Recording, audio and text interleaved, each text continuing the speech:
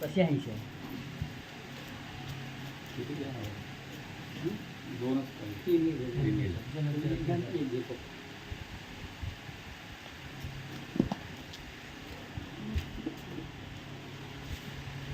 कुंडली गुरुदेव हरी विठ्ठल श्री ज्ञानदेव तुकाराम पंढरीनाथ भगवान की जय गोपाल कृष्ण भगवान की जय श्री गणेशाय नमः श्री पांडुरंगाय नमः श्री प्रभु रामचंद्राय नमः पूर्व अध्यायी श्राद्ध विधान झाले श्रवणाचे निरूपण आता दुर्मरणाचे लक्षण ऐके खगेंद्र आदरे जो मेला चांडाळ हसते उदकी देह पडला व चिते सर्पदंश अग्नीने देहाते जाळून टाकिले जया दे ब्राह्मण शापे निमाला दृष्टीने ढसोनी मारिला पशुने फाळून टाकिला आणि पळता संग्रामातून मारून टाकिला नेविरे विषयानी मेला शस्त्रे कंठी फास लावून दोरे मारिले चौरे जयासी शनी करोनी मृत्यू आला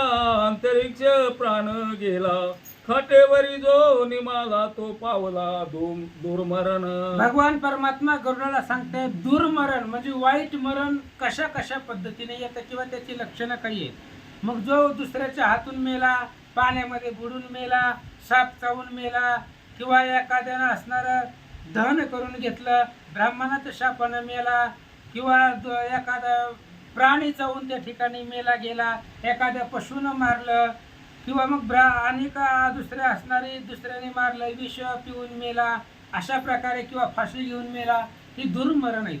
वाईट मरणाची लक्षणं आहेत भगवंत सांगतात. सुतिका आणि रजस्वला हाई मृत्यू नव्हे चांडाळा वृक्षापासून मरण पावला आणि राहिला संस्कार रहित. इतकी जाणावी दुर्मरणे आता पापी प्राण्याची लक्षणे ऐके गरुडा सावध मने किंचित काही सांगतो. पाखंडी आणि महापातकी जाणा आणि कस्त्री व्यभिचारीन जो करता परदारा हरण शस्त्र घाती अग्नी लाविता जो. भगवंतानं सांगायला सुरुवात केली दुर्मरण कोणाला म्हणायचं. आतापर्यंत सांगितलं ती वाईट मरणानं मेली. आता पापी मरण, पापी लोकांचं असणारं मरण कसं किंवा जो असणारा महापातकी आहे तो कसा ओळखायचा. जन परदार अभिलाष केलेला आहे, परस्त्रीचा अभिलाष केलेला आहे, दुसऱ्याच्या घराला अग्नी लावलेला आहे, शस्त्रघातानं मारलेला आहे, अशा प्रकारची लोक पापी आहेत. भगवंत सांगतात कैसाची जाण विषय घालिता कुशले व्रते चालविता वेद ब्राह्मण निंदा करता जयाची प्रेते नेली जाळी ती शूद्राधिक याची घटोगत क्रिया करावी कुच्च संतापणे आचरावी प्रायचित्ते पापे बारावी शुद्ध करावी स्वकुळाची. मग जो वेदाची निंदा करतो, ब्राह्मणाची निंदा करतो, शास्त्राची निंदा करतो तो जगामध्ये पापी आहे. मग ते असणारे पापी लोक मेल्यानंतर ना त्यांचं पाप घालवायचं, प्रायश्चित्त करावं. जो पूर्वीचा हित अग्नी मग झाला पतित जनी त्याचा देह सुरत स्मरात अग्नी लावून त्याशी न जाळीजे वैताना ते टाकी की उदकात अवध्या टाका चतुषणात पात्रे होमावी अग्नीत शेव नदीत सोडावे. मग असं म्हणले जो पूर्वी अग्नी होती ब्राह्मण आहे तो पतित झाला, त्यानं ब्राह्मणाच्या क्रिया करणं सोडून दिलं, वाईट संगती धरली आणि ब्राह्मणाचं कार्य करायला सोडून दिलं. जाळील्या लौकिक अग्नी लावावा मंत्र वर्ज्य त्याजी करावा तो काष्टाव परी जाळावा मग करावा प्रजापती विधी अस्तीचे करोनी संचयन पुन्हा जाळाव्या विधी मंत्रे करून ज्याची पत्नी पतिव्रता जाण तिने अग्नी रक्षिले असती. मग असं ब्राह्मण मेल्यानंतर ना कोणता जो पतित झालेला आहे, वेद धर्म विवर्जित आहे, अग्निहोत्री विवर्जित आहे, असा ब्राह्मण मेल्यावर त्याचं दहन करू नये, कुठंतरी उदकामध्ये टाकावा किंवा खड्डा करून त्याच्यामध्ये टाकावा किंवा एखाद्या त्याचं असणारं शव नदीमध्ये सोडून द्यावं, अशा प्रकारे महाराज सांगतात. तरी त्या अग्निनी विधी पूर्वक क्रिया करावी औदार्य देईक प्रमाद पतिताचा विवेक तुझ निष्कंटक कथेला व्रत आणि शौचयुक्त स्मृती त्याची झाली लुप्त भिषेक क्रियेते प्रख्यानात तो आत्मघात मरणाचे प्रकार भगवान परमात्मा सांगतायत. दुर्मरणानं मेला त्याचा विधी कसा करायचा, पापी मेला, एखादा चांगला व्यक्ती आहे पुन्हा असणाऱ्या वाईट संगतीला मारला, स्वतःचा आचार टाकून मेला, त्याचा विधी कसा करायचा. आता आत्मघातानं मेला, मग आत्मघाताची लक्षणं काय काय आहेत ऐका. उडी टाकी पर्वता वरोनी शरीर जाळी लावोनी अग्नी उपोषणी जल समाधी घेऊनी देह नाशी जो आपला त्याचे अवशेष मित्री रात्र वर्ज्य करोनी माता पितर जो झाला दुःची किंचित नर मारोगे जो पिढीला. एखाद्यानं पर्वतावरनं उडी टाकली, शरीर अग्नी लावून शरीर जाळून घेतलं किंवा पाण्यामध्ये उडी टाकून जल समाधी घेऊन आपला देह नासला गेला, ही असणारी आत्मघाताचे लक्षण आहेत. मग असा आत्मघाती व्यक्ती मेल्यानंतर काय करावं. त्याने प्रदीप्त अग्नी करून उडी घालावी विधी जाणून आत्वान सेने देह आवरून पडो द्यावा निग्रहे. एखादा महारोग झालेला आहे, एखाद्याला भयंकर रोग झालेला आहे, मग त्याचा असणार त्यानं काय करायचं, अग्नी प्रज्वलित करायचं, त्या अग्नीमध्ये उडी टाकायची आणि मग आपला देह त्या अग्नीमध्ये विसर्जन करावा. ताप कुणालाच नाही. मरावे खोल उदकात अथवा करावा भृगुपात महाप्रस्थाने देह पात तुषार प्रवती करावा. मग एखाद्या खोल दरीमध्ये पाण्यामध्ये उदकामध्ये ते असणारा देह त्या ठिकाणी ढकलून द्यावा किंवा ते असणाऱ्या पाण्यामध्ये विसर्जन करावा. कोणाचा एखाद्याला महारोग झालेला आहे त्यांना असणारा देह विसर्जन करावा असं सांगतात. प्राग वटावरी चढोनी उडी घालावी प्राग जीवनी शेकी दिवे दे पावोनी स्वर्गा माझी तो जाई. आणि त्या प्रयाग तीर्थक्षेत्रामध्ये वटवृक्षाचा एक भव्य दिव्य झाड आहे, जिथं असणाऱ्या भरद्वाज आणि वाल्मिक ऋषींची भेट झालेली आहे. त्या असणाऱ्या वडाच्या असणाऱ्या झाडावरती चढून त्या प्रयाग तीर्थामध्ये उडी टाकली, तिथं देह समर्पण केला तर स्थूल देह संपला जातो आणि दिव्य देह प्राप्त करून स्वर्गाला जातो. या मरणाशी न म्हणावा आत्मघात लोक वचन वेद वचनात बाध नाही गा निश्चित प्रयाग मरणी ज्याची मती. ज्यानं आपला देह प्रयागामध्ये तीर्थक्षेत्रामध्ये समर्पण केलेला आहे त्याला आत्मघात म्हणता येत नाही, त्याला मुक्ती नावाचं असणारं सायुज्य भेटलं जातं असं महाराज सांगतात. जो धीरवंत प्रयागी देह संगमी टाकोनी होई विदेह तो मम तनुनी संदेह पावे जाण वैतनया. ऐक म्हणले गरुडा, जो असणारा धीरवान प्रयागामध्ये देह टाकून, प्रयाग म्हणजे त्रिवेणीचा संगम आहे आणि त्या त्रिवेणी संगमामध्ये ज्यानं देह विसर्जन केला तो असणारा माझंच शरीर आहे किंवा मी त्याच्या असणाऱ्या समवेत आहे आणि त्याचा उद्धार मोक्ष होतो असं भगवंत सांगतात. जो पावे मायुधी मरण तो 60 सहस्त्र वर्षे प्रमाण स्वर्ग भोग भोगी असाधारण गोघ्रणाची संख्या सहस्त्र ऐंशी. जो एखाद्या रणरंगधीर युद्धामध्ये भयंकर युद्धामध्ये मृत पावलेला युद्धामध्ये मेलेले सगळे त्यांना असणारी मुक्ती भेटते. युद्धामध्ये मरणाऱ्याला वीरमरणाची असणारी वीरमरण त्यांना म्हटलं जातं आणि ते 11,000 वर्षापर्यंत स्वर्गभोग घेतात.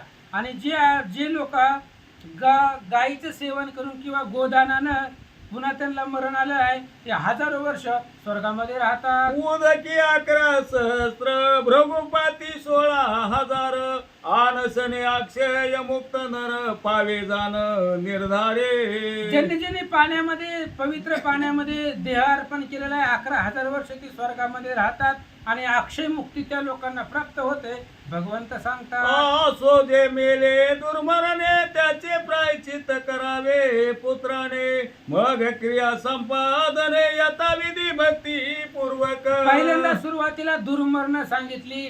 कोणचे आहेत दुर्मरण आपण ऐकली. त्या दुर्मरणानं मेलेले जे काही माणसं येते त्यांचे असणारे प्रायश्चित्त म्हणजे विधी त्याच्या सगळ्या पुत्रानं मुलानं भक्तीपूर्वक करावा. देशांतरी जो मरण पावला दशात समाचार कळला अविशिष्ट दिन सुतक त्याला त्रिपक्षात समजणे जरी. एखादा व्यक्ती लांब देशामध्ये बाहेर देशामध्ये असून तिथं मृत पावतो, मग समाचार आपल्याला लवकर कळत नाही. समजा 10 दिवसाच्या आतमध्ये त्याचा मेलेलीची बातमी कळली तर मग 10 दिवस काही ती प्रेत राहत नाही ठेवत नाहीत. मग त्याचा विधी कसा करायचा ऐका. तरी आशोच त्रिरात्र 6 मासात कळेल समाचार तरी पक्षिणी औषोच निर्धार नऊ मास प्रकार ऐका आता.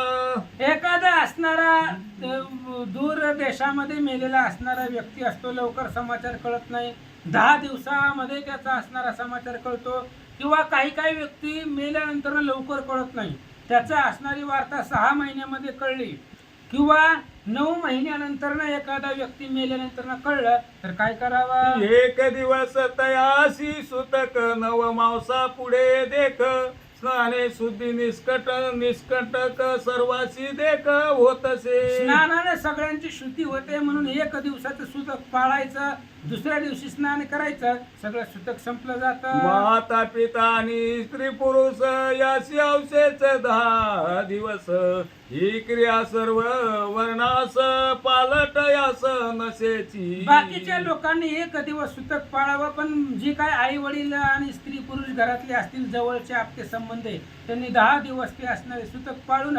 सगळ्या वर्णासाठी 10 दिवसाचं सुतक देशांतराला मरण पावले आणि अनेक दिवसानंतर जर त्यांचा समाचार कळला तर 10 दिवस सुतक घरच्यांनी पाळावं. घासोची आल्यासोच व्रतीत व्रते स्वच शया स्वच नास पावते निचिये. आता पालास विधी विधान ऐके गरुडा सावधान.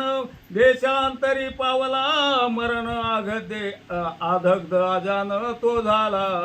कृष्णाजी नावरी कुस घालोनी पुतळा करावा सरस ठेवोनी पाने तयास 360 जाणीजे. मग एखादा असणारा व्यक्ती देशांतरामध्ये लांब दूर देशामध्ये मरण पावला, त्याचा असणारा प्रेत आपल्यापाशी येत नाही, आपल्याला भेटत नाही, मग त्याचा विधी कसा करायचा तर त्याचा एक पुतळा करावा लोखंडाचा, पळसाची पानानं त्याचा असणारा पुतळा करून त्याच्यावरती पळसाची पानं ठेवावी. आणखी पलास वृक्षाची पत्रे आणोनी 40 घालावी शिरस्थानी. समानेवरी ठेवोनी 20 वक्षस्थळी घाली. 360 पळसाची पानं आणायची आणि ते असणारी 360 पानं कुठं कुठं ठेवायची तर शिरस्थानी म्हणजे असणाऱ्या डोक्यापाशी त्याची 40 पानं ठेवावी, तर 10 मानेवरती ठेवावी, छातीवरती 20 ठेवावी. अशा प्रकारे त्याचा विधी करावा. जटळी 30 अर्पिजे प्रत्येक बाहूवरी 50 ठेविजे. हस्ता लांगुलावरी 10 ओपिजे जानूरवरी पैजान. पोटावरती 30 ठेवावे, प्रत्येक हातावरती 50 ठेवावे, हाताच्या असणाऱ्या बोटावरती 10 पानं ती पलासाची ठेवावी, मांडीवरती पायावरती सगळ्या ठिकाणी 360 पानं आणलेली सगळी प्रत्येक अवयवावरती ठेवावी. शतपत्रे ठेवोनी 30 घालावी जंगणी. एक पादांगुल स्थानी गुह्यस्थानी 10 स्थापिजे. मस्तकी नारी केळ तालू देशी आलांबू निवळ. पंचरत्ने मुखी सप्रवाळ कदळी फळ जीवे माझी. अशा पद्धतीने 100 पानं पळसाची पायावरती, हातावरती, हातातल्या असणाऱ्या बोटावरती, पायातल्या बोटावरती, आंघोळीच्या ठिकाणी, गुह्यस्थानी 10 अशा प्रकारचे ते 360 आणलेली पानं प्रत्येक अवयवावरती पळसाची ठेवायची. कुणाच्या लोखंडाचा जो पुतळा तयार केलेला आहे त्याच्यावरती ठेवावी आणि त्याचा विधी पूर्ण करावा. 2 कवड्या नेत्रस्थानी सुरेख मस्तकी घालीजे वालुक. ताडपत्र कर्णस्थानी देख वटांकुर केसस्थानी. कमल नाल अतंडी स्थानी व्रतिका वसा धातू लागुनी. धातू गंधक हरितालानी पारदानी रेत जाण. पुरोस स्थानी पितळ मावशी वयव पीठ निवळ. हित पिष्टे सदी मेळ मधुरक्त स्थानी घालीजे. त्वचा स्थानी मृगाजीन स्तनस्थानी गुंजा शोभन. नाभी स्थानी कमळ स्थान वृक्षनी जाण व्रतांक. लिंगस्थानी गाजर पटसूत्र परिधान वस्त्र. यज्ञोपवीत घातल्यावर स्तनपन शालिग्राम. असं म्हणले त्या असणाऱ्या पुतळ्यावरती प्रत्येक ठिकाणी काही असणारी कमळाची फुलं, कमळाची देठं, काही ठिकाणी असणारी गाजर किंवा अनेक प्रकारचे वस्त्र त्या प्रत्येक अवयवावरती ठेवावी आणि त्याचा असणारा विधी पूर्ण करावा. करावे विधी प्रमाण मुखी घालावे सुवर्ण. हृदयी गोपी चंदन लेपन तुलसी दर्पतील पंचगव्य पवित्र विधियुक्त तुझे. त्याचा असणारे सगळे कार्य विधीप्रमाणे करावे. मुखामध्ये सुवर्ण घालावं. गोपीचंदाचं लेप असणाऱ्या त्याच्या शरीरावरती करावा. तुळशीचं पत्र त्या ठिकाणी ठेवावं मुखामध्ये असं सांगतात. सर्व शोधी समायुक्त प्रेत करावे सुपूजित सगनी कविधाने समस्त येत एकशे पात्रे ठेवावी. अनेक यज्ञाची पात्र आणून ते असणारे तिथं ठेवावी. ते असणारे प्रेत असं पूजित करावं म्हणजे त्याची पूजा करावी आणि यज्ञ पत्र आणून त्याच्या पुढे ठेवावे. शालग्रामसी लोकदकान युक्त मंत्रे करावे पावन हिलादकी अष्टदाने जाण विष्णू प्रीत्यर्थ भगवान श्री विष्णूची शालिग्रामाची मूर्ती तिला असणाऱ्या पाण्यामध्ये भिजवावं. तिच्यावरती स्नान घालावं. युक्त मंत्रानं तिला पावन करावं. मग तिला सहित अष्टदान प्रकार आहेत. ते अष्टदान त्या विष्णू प्रीत्यर्थासाठी भगवंताच्या प्राप्तीसाठी ब्राह्मणाला द्यावे. देणू द्यावी वैतरणी विष्णू स्मरोनी लावावा अग्नी 10 औषधी नाम निशाणी सांगतो तुझं अंड जेत्र. आणि मग 10 गायी द्यावी. वैतरणी नदी तरुण जाण्यासाठी गायी ब्राह्मणाला द्यावी. भगवंताचं नामस्मरण करून अग्नी लावावे. आता 10 औषधीची नावं सांगतो ती ऐका. गोष्ट मांसी हरिद्रव द्वय चंदन मुरा स्वेले द्रय वचा चंपक मुस्तार मनिया सर्व औषधी देश ऐसा ह्या जो गेला देशांतराशी त्याचे वर्तमान स्वजनाशी 12 वर्षे न कळल्याशी क्रिया त्याची मग की जे. 10 औषधीची नावं सांगितली भगवंतानं गरुडाला. ते असणारे 10 औषधी अशा पद्धतीने आहेत. आता समजा जो देशांतराला लांब एखादा व्यक्ती मृत पावलेला आहे आणि त्याची असणारी वार्ता त्याच्या घरच्यांना 12 वर्ष कळलीच नाही.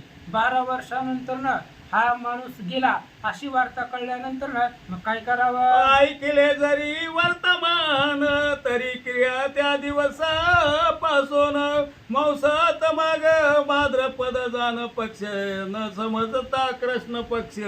समजा एखाद्याने वर्तमान ऐकलं 12 वर्षानंतर तर ज्या दिवशी ऐकले त्या दिवशीपासून सगळ्या क्रिया करावी. महिना माहीत नसेल तर भाद्रपद महिन्यामध्ये करावी. पक्ष माहीत नसेल तर कृष्ण पक्षामध्ये करावी असं सांगतात. तिथी माझी अष्टमी दर्श अधिकार आहे एकादशीच प्रयाणाचा जो दिवस की जे सांवत्सरिक त्या दिनी. तिथीमध्ये अष्टमी अमावस्या ही असणारी पर्व काळ आहे किंवा एकादशी आहे. ह्या दिवशी असणाऱ्या त्या सगळे विधी एका दिवसामध्ये पूर्ण करावा असं सांगतात. पुतळा जो आतुर त्याशी प्रायचित्त आदी प्रकार अष्टदान विधी समग्र पूर्ववत करावे. 12 वर्षानंतर मेलेला कळलेला आहे. आपण त्याचा पुतळा निर्माण केलेला असतो. ते असणाऱ्या पुतळ्याला अष्टदान आहेत. 8 प्रकारची दान आहेत. ते सगळी ब्राह्मणाला दान द्यावी असं सांगतात. माता पित्रा वाचोनी त्रिरात्र दिवस वृक्षोत्तर्ग करणी पित्याचा एकादश दिनी वर्षोत्तर्ग की जे कश्यप सुता. आई वडिलांनी 3 रात्र वृषर्ग नावाचा असणारा विधी ते गायी आणि वासराचा तो विधी करावा. आणि वडिलांनी एकादशी 11व्या दिवशी तो असणारा विधी करावा असं भगवंत गरुडाला जे सांगतात. मेले दुर्मरणे ते तरती नारायण बलिने त्याचा विधी तुझ कारणे अत्यादरे सांगतो. वाईट मरणानं जी काही व्यक्ती मेलेली आहेत वाईट मरण सुरुवातीला सांगितली त्या मरणानं जर एखादा मेला असेल तशा अवस्थेमध्ये दुर्मरणानं तर त्याचा विधी कसा करावा हे ऐका. गो ब्राह्मणाशी जो मारिता स्वधर्म भ्रष्ट झाला असता तो पतित जाणावा तत्वत त्याची क्रिया वर्षानंतर. एखादा गायी मारणारा गायी ब्राह्मणाला मारणारा व्यक्ती जर मेला तर तो स्वधर्म भ्रष्ट आहे. वाईट कर्म करून तो मेलेला आहे. पतित आहे. पापी आहे. मग त्याची क्रिया कशा कराव्या ऐका. नारायण बली करावी शरीर स्थिर नाही स्वभावी यास्तव सध्या चरावी शुक्ल कृष्ण पक्षात. त्याच्या पाठीमाग असा दुर्मरणानं किंवा वाईट व्यक्ती पतित झालेला व्यक्ती जर मेलेला आहे तर त्याचा असणारा नारायण बली करावा. नारायण बलीला त्याचं सगळं पाप संपलं जातं असं भगवंत सांगतात. एकादशी पंचमी श्रवण सध्या पक्ष केल्याशी जाण उक्तासे एकादश दिन नारायण बली कारणे. आणि नारायण बलीचा विधी एकादशी दिवशी पंचमी दिवशी हे असणाऱ्या दिवशी तो असणारा बली करावा. नारायण बलीचा विधी एकादशी आणि पंचमीच्या दिवशी करावा असं भगवंत बोलतात. विप्र बोला वनी मंत्रविद पंचकुंभ स्थापोनी शुद्ध ब्रह्मा विष्णू शिव यम प्रसिद्ध प्रेत पंचम जाणीजे. मग ब्राह्मण बोलवायची ते असणाऱ्या ब्राह्मणाच्या हाती 5 असणारे कुंभ निर्माण करायची स्थापायचे. त्या 5 कुंभाला ब्रह्म विष्णू शिव यम अशा प्रकारची नावं द्यायची आणि त्याची पूजा करावे. सुवर्ण प्रतिमा विशेषी त्या स्थापाव्या पंच कलशी कुंभ जलवर्ण गंध पल्लवेशी दुर्वा सर्व औषधी रत्ने हे युक्त. असणाऱ्या सुवर्ण प्रतिमा स्थापन करायच्या. कुणाच्या विष्णू असेल, ब्रह्मदेव असेल, शिव यम हे 5 कलशाच्या बरोबरीला 5 असणाऱ्या सुवर्णाच्या प्रतिमा स्थापायच्या आणि त्यांची पूजा करायची. वस्त्रे युग्मे की जे अलंकृत यवात्व विग्रही मंत्रोक्त स्थापोनी ब्रह्मादी स्थापित प्रतक मंत्र करावे. प्रेताचा मंत्र त्याचे नाम पूजा 5ची सांग परम गरुडासी म्हणे पुरुष उत्तम अधिकारानुसार सर्व कीजे. जो व्यक्ती मेलेला आहे त्याच्या नामाचा उच्चार आणि त्याचा असणारा मंत्र म्हणायचा. बाकी 5 जणांची पूजा करायची. 5 कुंभाच्या ठिकाणी 5 जणांची पूजा करून प्रेताचं नाव आणि त्याचं नाम उच्चारण करावा.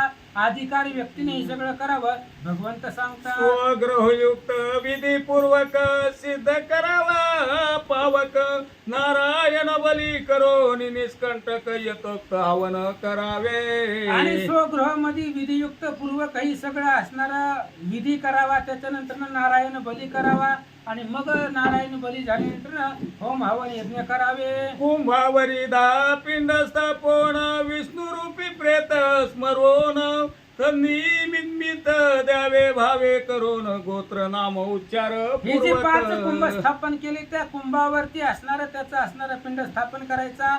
ते जे काही प्रेत आहे ते असणारं प्रेत विष्णू रूप समजून त्या असणाऱ्या 5 मूर्तीची पूजा करायची. त्याच्या निमित्तानं भक्तिभावानं ब्राह्मणाला अन्नदान करावा. दक्षिणेकडे मुख करावे भूमीवरी दर्भ पसरावे येथे मधुघ्रत तिलयुक्त पिंड अर्पावे वरी शंकोदक घालीजे. दक्षिणेकडे तोंड करून बसायचं. दक्षिण दिशेला तोंड करायचं. जमिनीवरती असणारं दर्भ म्हणजे गवत त्या ठिकाणी पसरायचं. त्याच्यावरती पंचामृत टाकायचं. दही आहे, दूध आहे, तूप आहे, लोणी अशा प्रकारचं पंचामृत तिथं असणारं टाकून मग शंखामधील असणारं पाणी पवित्र तीर्थाचं पाणी त्याच्यावरती टाकावा. यथा सांग पूजोनी त्याशी मग नदीत टाकावे निचेशी मग करावे तर्पणाची प्रेत निमित्त खगेंद्र.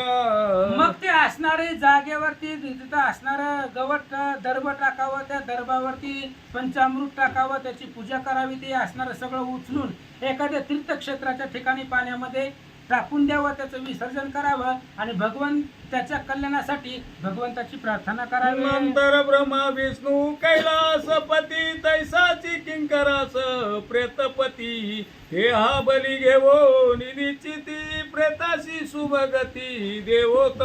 मग हे आपण जे पाण्यामध्ये विसर्जन केलेलं आहे. दक्षिणेकडे तोंड करून बसायचं. 5 कुंभ स्थापन केलेले असतात. गवताचं असणारं आसन टाकलेलं असतं. त्याच्यावरती पंचामृत टाकलेले असतात.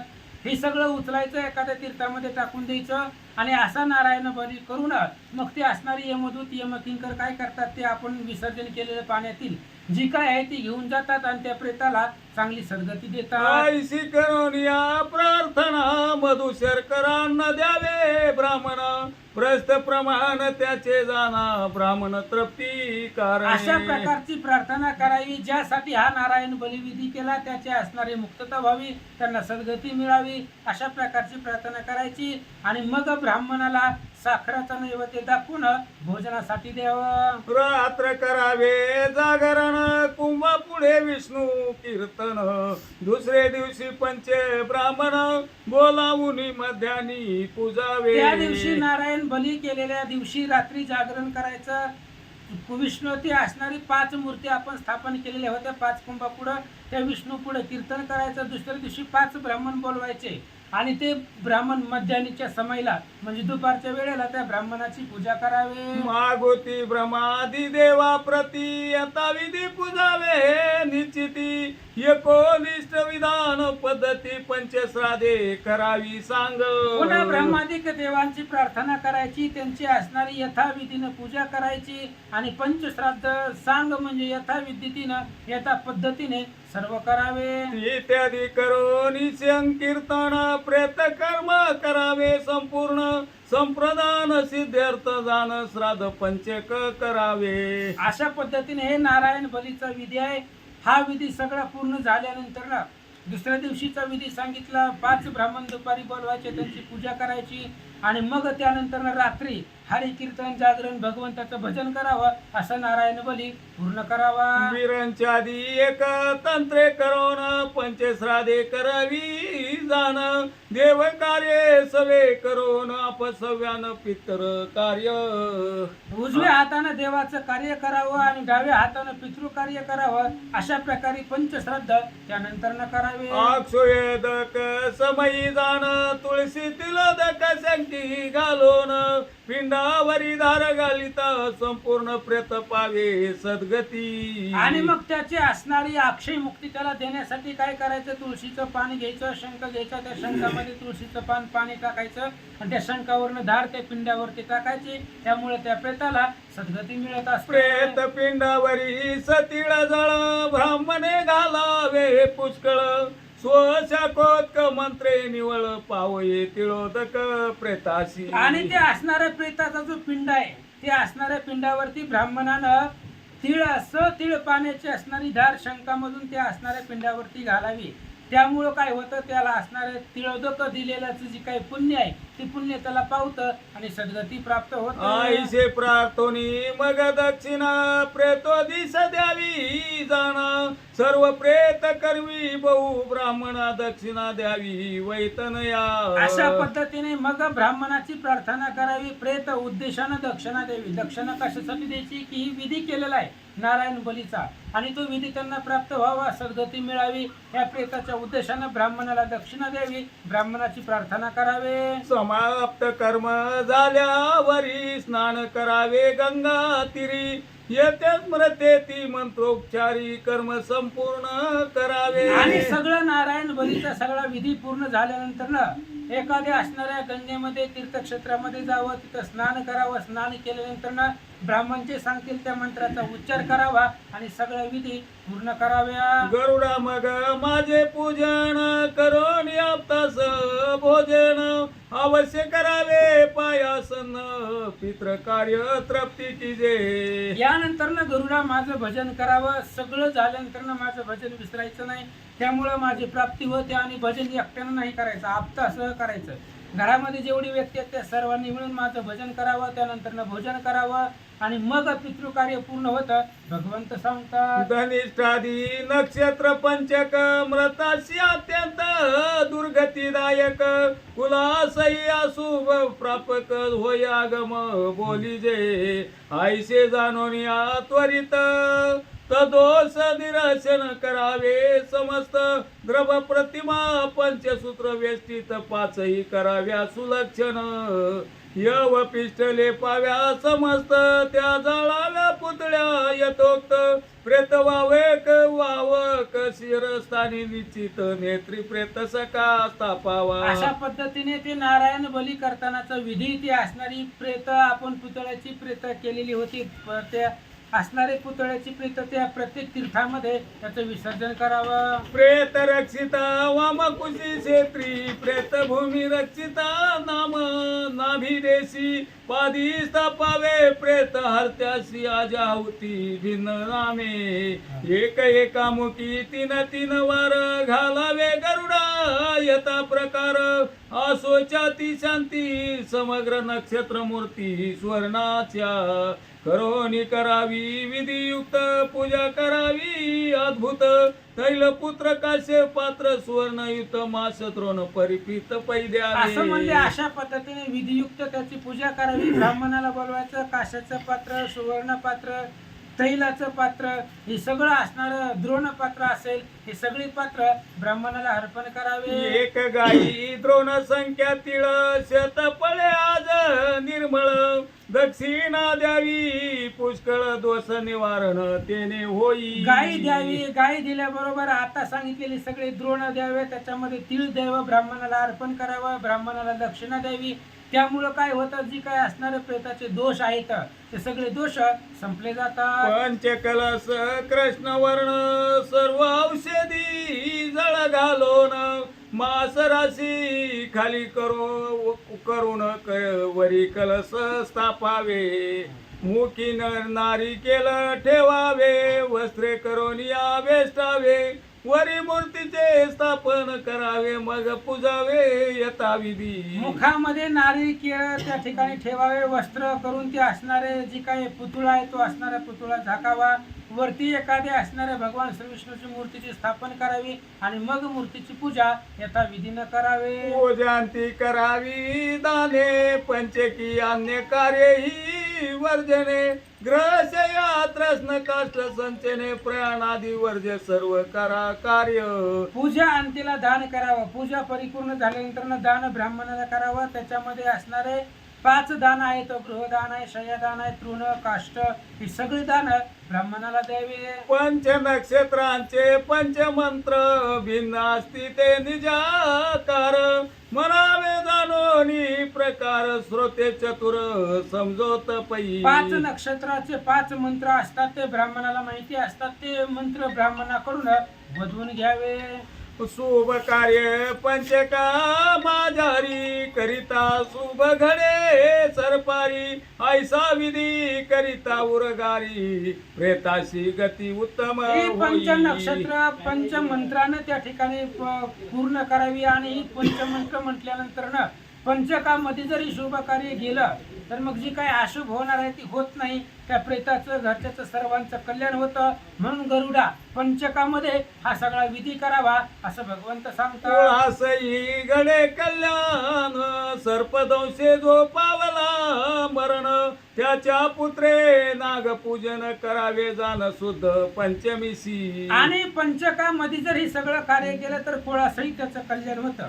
एखादा साप चावून मेलेला असेल तर नागपंचमीच्या दिवशी त्याच्या मुलांनी सापाची पूजा करावी असं भगवंत त्या सांगतात. दिवशी करावे उपोषण अथवा करावे नक्त भोजन.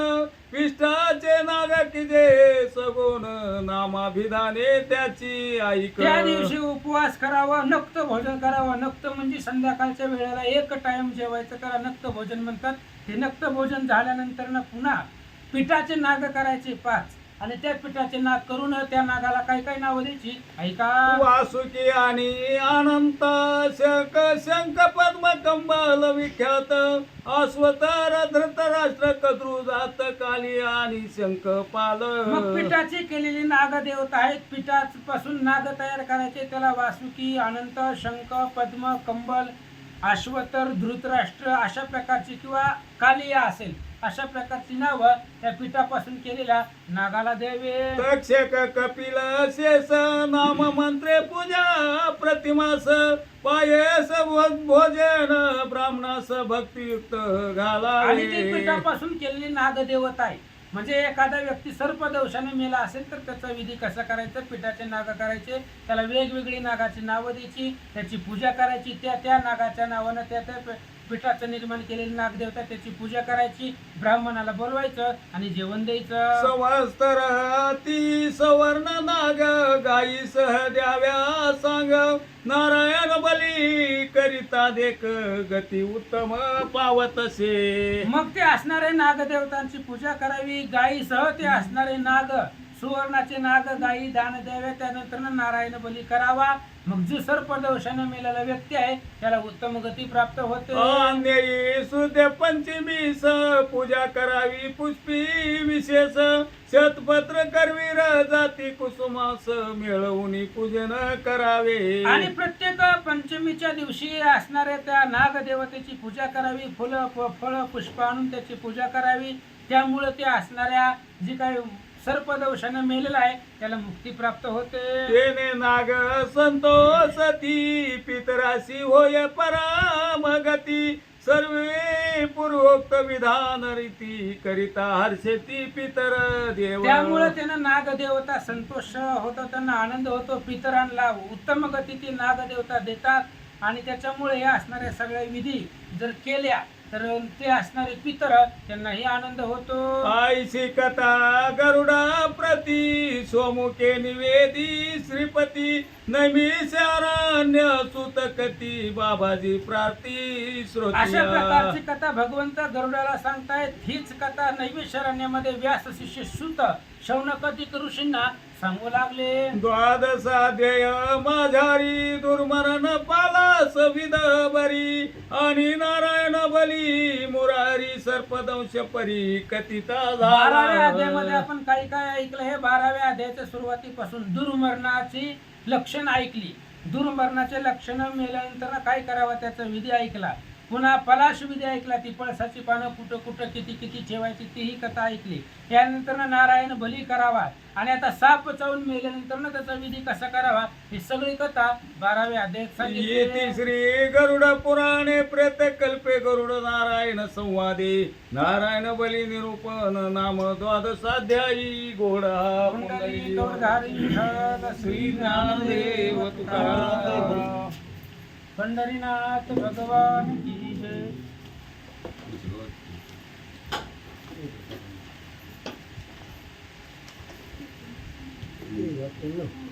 Gobierno.